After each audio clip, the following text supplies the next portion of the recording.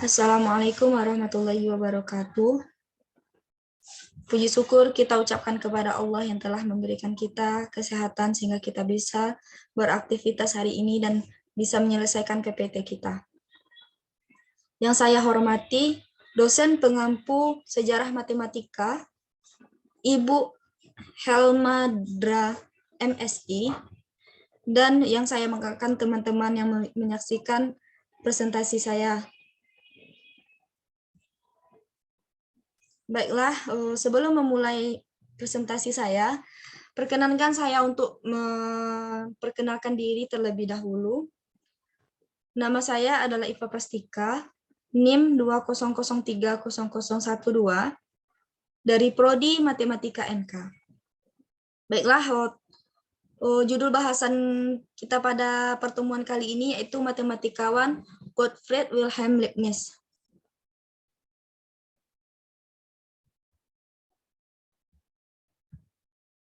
Berikut poin-poin yang akan kita bahas. Yang pertama itu riwayat hidup tokoh. Yang kedua itu sistem biner modern yang dibahas oleh tokoh. Yang ketiga itu mengenai kalkulus. Yang keempat itu matriks.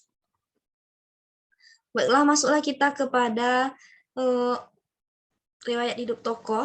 Bahasan yang pertama, yaitu yang tokoh Leibniz yang mempunyai nama asli Gottfried Wilhelm Leibniz ini lahir pada 1 Juli 1646 di Leipzig, yang merupakan anak dari pasangan Friedrich Leibniz dan Katharina Schmock. Beliau seorang ahli matematika dan filsuf Jerman. Tulisannya dalam bahasa Latin, Jerman, dan Prancis yang menunjukkan kapabilitas akademiknya yang disampaikan kepada banyak orang.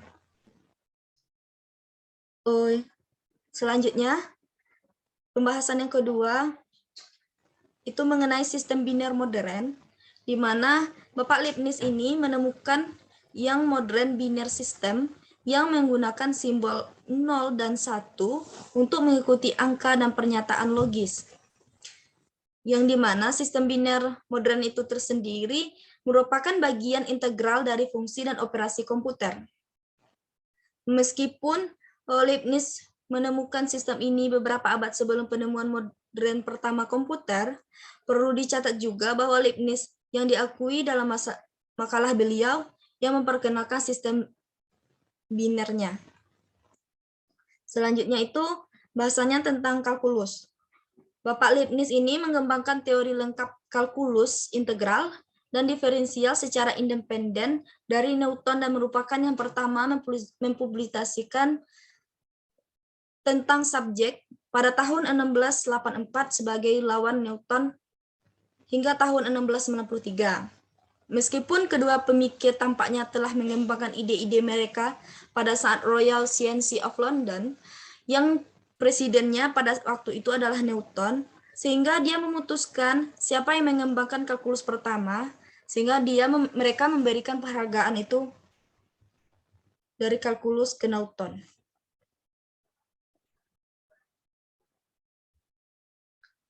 Namun pada saat ini banyak pelajar menggunakan notasi Leibniz dengan contohnya dy per dx untuk menunjukkan turunan dari y sehubung dengan x dan s, seperti untuk menunjukkan integral.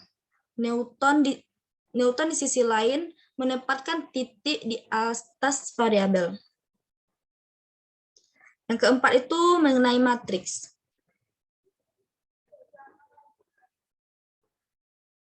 Leibniz juga mengatur persamaan menjadi array atau matriks yang membuat persamaan itu jauh lebih mudah.